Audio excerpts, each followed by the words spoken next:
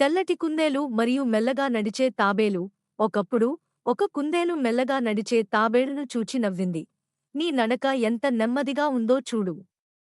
నేను కన్ను మూసుకున్నా కూడా నిన్ను ఓడించగలను అని కుందేలు గర్వంగా చెప్పింది. తాబేలు ప్రశాంతంగా స్పందించింది. పరుగు పోటీ చేద్దాం. చూద్దాం ఎవరు గెలుస్తారో. కుందేలు ఒప్పుకుంది. అది తాబేలుపై ఎంతో నమ్మకంగా ఉండింది.